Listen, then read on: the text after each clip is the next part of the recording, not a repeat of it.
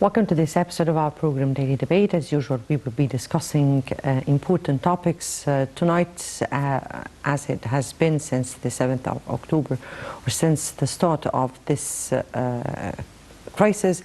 We are giving our coverage to the ongoing developments in the Gaza Strip, and definitely Egypt's unwavering support for the enclave and its utmost efforts in order to find a permanent solution to the crisis that has been ongoing now for more than 1 month. And we'll be speaking tonight about the support that Egypt has been giving or delivering into Gaza, and the efforts it has been making throughout this week in order to find a solution to the Palestinian cause, a ceasefire to this fighting that puts the whole enclave and the whole Palestinian issue at jeopardy, and at the same time has raised the suffering of the Palestinian people. We'll be speaking about that. Before we delve into our discussion, let me first have a quick look on the top stories of the day. And President Abdel Fattah el-Sisi held a meeting to follow up the latest developments in implementing national projects in agriculture and irrigation sectors nationwide.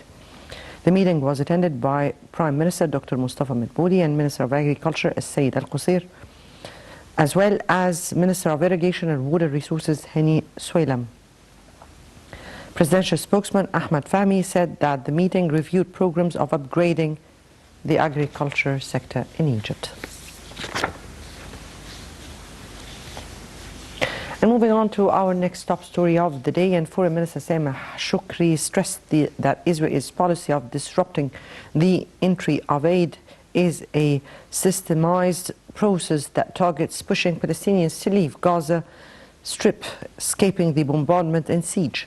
The minister's remarks came during his meetings with counterparts of Saudi Arabia, Jordan, Palestine, Indonesia, and the General Secretariat of the Organization of Islamic Cooperation, the OIC, in the Chinese capital,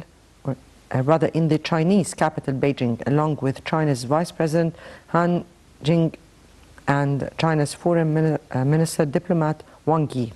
Shoukry went to China as part of an Arab and Muslim delegation in Beijing at the start of a tour aimed at drumming up support for an immediate ceasefire in the ongoing Israeli aggression against Palestinians, mainly in the Gaza Strip.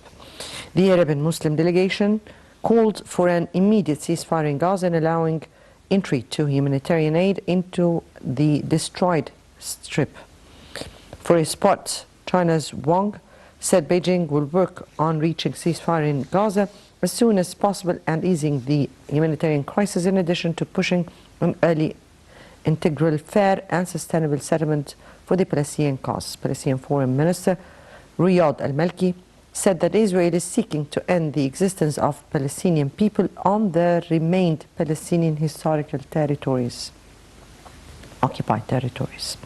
The delegation is scheduled to visit major world capitals, also to push for allowing humanitarian aid deliveries to stricken civilians in the besieged enclave.